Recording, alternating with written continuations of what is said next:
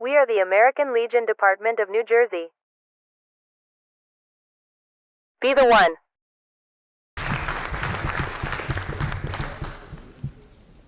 Thank you. Which microphone? This is a little choose your own adventure. Can you hear me? All right. I'll also do my best to do my command voice. Hi, Bob. Good to see you. I want to thank you, Jim, for the invitation. I also want to recognize American Legion Department Commander Dan Channel and the American Legion family for organizing and partnering with FSVH on this important event for the last several years. I also know that one of the firepowers in the veterans community helps to organize, and I want to be remiss if I did not recognize, where's past Department Commander Bob Luby? Bob? There he is. I'm going to give you a round of applause for all you do, Bob. Thank you. I'm Vincent Salamino. As Jim mentioned, I have the distinction, if you will, the privilege of serving as the inaugural commissioner of the New Jersey Department of Veterans Affairs. If you're sitting in this room, you're likely a doer, whether that's a doer in the housing space or with our veteran service organizations through the Legion family, or perhaps a community leader and an advocate. So I'm going to probably do my best to share with you some information on the landscape of state-delivered veterans benefits, programs, and services, with the hope that you'll take it back, whether you take it back to your posts if you're in the American Legion, or to your communities, or to your organizations if you're here representing so many housing providers for our veterans. I have, like I said, this distinction of having this title, but the title that I'm most proud of is I am a U.S. Army veteran. I grew up here in New Jersey, and for the last 8 years or so, I've been working in veteran services to try and help those who raise their right hand and swore an oath to serve and protect this great country. We're at a time of transformation, is the word that we use within our office in state government when we talk about state-delivered veterans benefits, programs, and services. So previously, and right now it's in the process of separating, the New Jersey Department of Military and Veterans Affairs, DMAVA, led by the Adjutant General, today Brigadier General Yvonne L. Mays, would be responsible for both the operational readiness and the deployment of the 8,400, roughly, soldiers and airmen of the New Jersey Army and Air National Guard, and also the provision of the state veterans benefits, programs, and services. And those programs and benefits range from our 3 long-term care facilities in Paramus, Menlo Park, and Vineland. They're doing excellent, by the way. Paramus and Vineland were just awarded U.S. News and World Report's distinction as one of the top nursing homes in the United States. Our transitional housing facilities at Veterans Haven North and South. You heard earlier today in one of the breakouts from David Culley, who is the superintendent of Veterans Haven North and Glen Gardner. And that's where we provide, it's not necessarily permanent housing for veterans, and I'll get into that in a moment, but we provide veterans, roughly 80 on any given day, the opportunity through the GPD program to access counseling, job training, other opportunities, and get on that path to stability. Our agency has also been operating the state's busiest veterans cemetery in the United States, the William C. Doyle Veterans Memorial Cemetery, named for a former national commander of the American Legion, General Doyle. The MAVA has also expanded its veteran service offices so that we went from 14 to 1 in every county. Today we have with us, and many of you know her, could you just give a wave, the best, but I'm biased, Alicia Kagan. If you don't know Alicia, you need to know Alicia. Thank you, Alicia, for all that you do. And for perspective, our veteran service officers work hand in hand with the Legion State Service Officers, Ken and Judith, folks at the post level, our county government partners.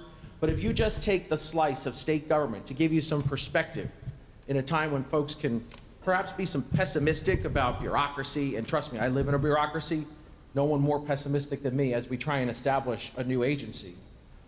But in the last 12 months, our veteran service offices, 21, 1 in each county, have yielded, by helping veterans apply for their disability compensation that they've earned through their service, over $130 million in initial first-time benefits. That's just the first month's payment. And that's just our veteran service officers.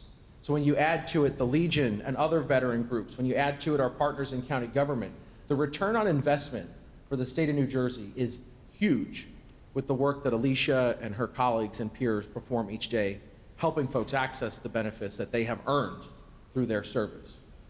So that's a general broad brush of what DMAVA does. On September 11th of 2025, Governor Murphy signed into law legislation that establishes a Department of Veterans Affairs, first time in the state's history. The objective of this decision was to elevate the voice of veterans in state government so that they have a direct line to Governor Murphy and whomever, I don't know if folks know there's an election in 7 days, whomever that next governor he or she may be. The Department of Veterans Affairs will continue the DMAVA mission. And I have talked about this at length with some of you in this room. People have said, well, what does that matter? Are we just going to add another director of human resources? Are we going to add more bureaucracy when we're already meeting our mission? Well, when I thought about it and I reflected on it, and it's especially relevant when we talk about veteran housing, we're trying right now as an organization to transform and to see the forest through the trees. So right now, DMAVA does, I would argue, well, the laundry list of services that I just referenced. Well, could not we be doing more to support veteran housing?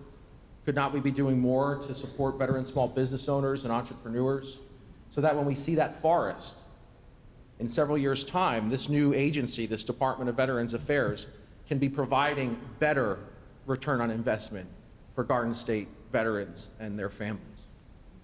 So that's where we are right now. The department will be officially established on January 9th of 2026. We've been engaged in a deliberate process to launch it, while also continuing our current operations.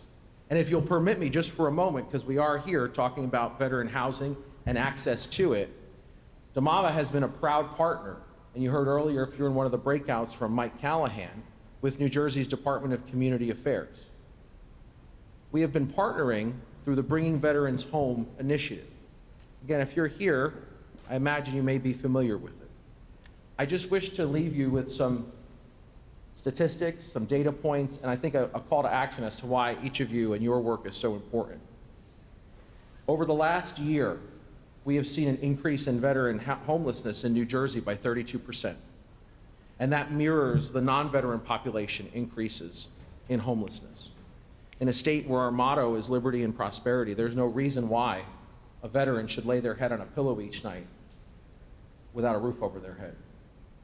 But what I am really proud of, and here's the good news, since January 1st of this calendar year, the state of New Jersey, working with our local and federal partners, we have housed over 1,600 veterans since the first of this year.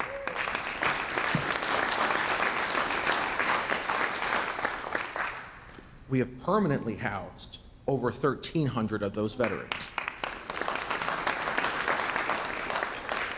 And I say that because the work that you do is vitally important. We've surged as a state the number of available housing vouchers for veterans to 2,000. Mike Callahan is very modest, but he's an Army veteran, he's a PhD, he is the smartest guy in the room when I sit in an office and we talk about how we can effectively end veteran homelessness. This program will continue, but what needs to happen, and this is where you all have been advocating and where I see it's vitally important, is that now that we have created the mechanism to get veterans into permanent housing, we have to ensure that there is available housing stock. We have to ensure that, well, we've got the vouchers, we've got case managers, we've got the support. Do these veterans and their families then have a safe place to call home? And so I'm here today on behalf of Governor Philip D. Murphy. We plan to run through the tape, and we don't know what the next few months will bring.